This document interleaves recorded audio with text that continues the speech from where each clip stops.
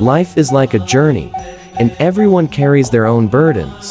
Walking through the world, these burdens are filled with desires, attachments, fears, and pretenses, obscuring our true selves and making our lives exhausting. Only through constant self-cultivation can we unload these burdens, find inner peace and freedom. Embark with me on a journey through this enlightening story, a tale of self-discovery woven with the threads of Zen philosophy. May this Zen parable illuminate your path to deeper wisdom and a tranquil existence. Remember to like, subscribe, and ring the notification bell for more enriching content on mindfulness and spiritual growth. In the southern region of the Yangtze River, there was an ancient temple called Empty Clarity Temple, where a highly respected Zen master named Mingsen resided. Master Mingsen was renowned for his wisdom and compassion, attracting countless pilgrims seeking enlightenment. One day, lay disciple named Ziyu came to visit Master Mingsen. Ziyu was a well-known merchant, possessing vast wealth, yet he was constantly troubled by business matters, feeling an emptiness within. He had heard of Master Mingsen's teachings and hoped to find a path to liberation. They talked for a long time, discussing Buddhist principles and the various aspects of human life.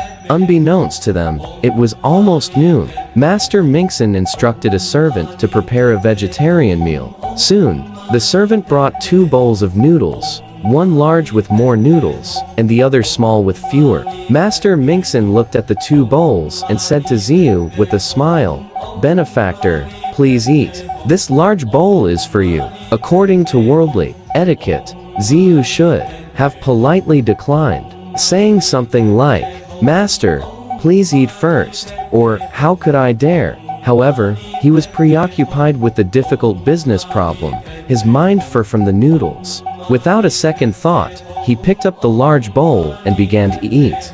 He ate with relish, devouring the noodles as if trying to swallow all his troubles. When he finished and looked up, he saw that Master Mingsen's small bowl was almost untouched. Ziyu then realized his impoliteness, a look of embarrassment appearing on his face. He asked hesitantly, "Master, why aren't you eating?" Master Mingsen put down his chopsticks and sighed softly, without answering Ziyu's question. Ziyu, thinking the master was blaming him for his lack of manners, explained with a smile, "Master, please don't be offended. I was preoccupied with some concerns and was momentarily impolite. Please forgive me." Master Mingsen sighed again and said slowly, "Benefactor, do you know the meaning of our mutual offering and decline?" Ziyu, puzzled, shook his head.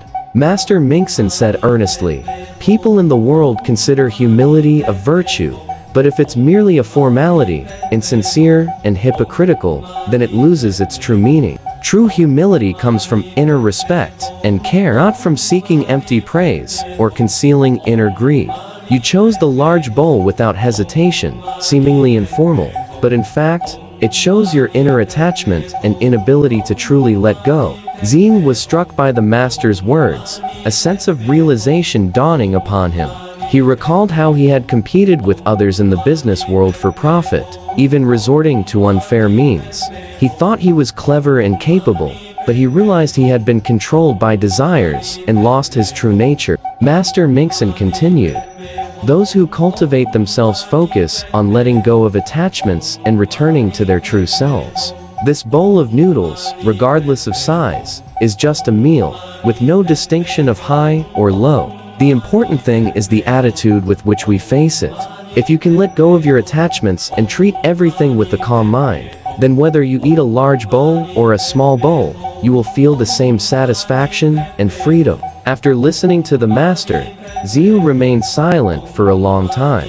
He carefully pondered the master's words, a sense of shame arising within him.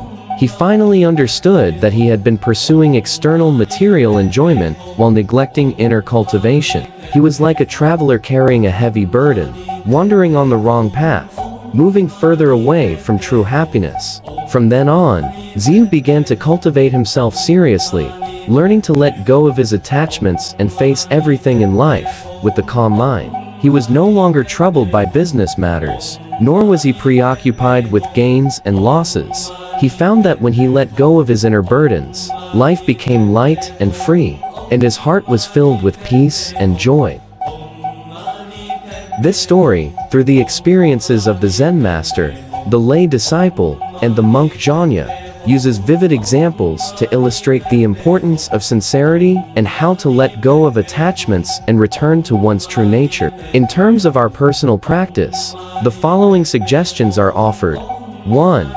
Become aware of and let. In the story, Zen was so preoccupied with business problems that he couldn't maintain a normal mind even when facing a bowl of noodles. In life, we are often attached to various things: money, fame, status, emotions, and so on. Suggestion: regularly reflect on yourself. What things make your heart fluctuate? What desires make you feel anxious? Try to examine these attachments from an observer's perspective, realizing that they are not your true self, but merely fleeting clouds. Through practices like meditation and introspection, gradually let go of these attachments and lighten the burden on your heart. 2. Cultivate a normal mind. The Zen master taught Ziyu, this bowl of noodles, regardless of size, is just a meal with no distinction of high or low. The important thing is the attitude with which we face it. Suggestion: integrate normal mind into all aspects of daily life. When eating, don't be picky about the food, savor every bite. When working, don't be concerned with gains and losses, do your best in everything.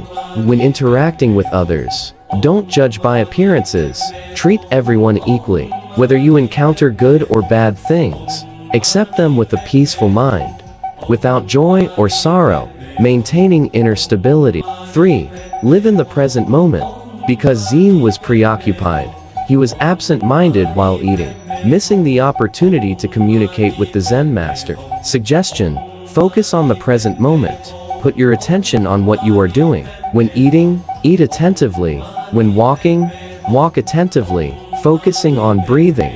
When working, work attentively. Avoid multitasking and letting your thoughts wander. Through mindfulness practice, cultivate concentration and live in each present moment. 4. Treat others with sincerity. Although the story mainly talks about letting go of attachments, it also reflects the importance of sincerity. While humility is a virtue, if it becomes merely a formality, it loses its meaning. Suggestion: treat people and things with a sincere heart, without hypocrisy or pretense. Express your thoughts and feelings honestly, but also pay attention to the way you express them and respect others. Sincere communication can build good interpersonal relationships and also help us better understand ourselves. 5. Start with small things in daily life. Cultivation does not necessarily require going to deep mountains and ancient temples, nor does it require long periods of sitting meditation. Suggestion: integrate cultivation into daily life, starting with small things. For example, maintain mindfulness while eating, carefully savoring the food. Feel the movement of your body while walking, focusing on your breath. When talking to others, listen carefully to what they say. Through these small changes, gradually cultivate good habits of cultivation. 6. Continuous learning and reflection. Cultivation is a continuous process that requires constant learning and reflection. Suggestion: read relevant books, study Zen or other related philosophical thoughts, participate in Zen retreats or meditation activities, exchange experiences with other practitioners. Take time each day to reflect, reviewing your words and actions of the day and identifying areas for improvement. Thank you for watching our share today. If you enjoyed this video and want to see more content about Buddhism and Taoism, please don't forget to hit the subscribe button and join us on our journey of cultivation. We also welcome you to share your thoughts and feelings in the comments section.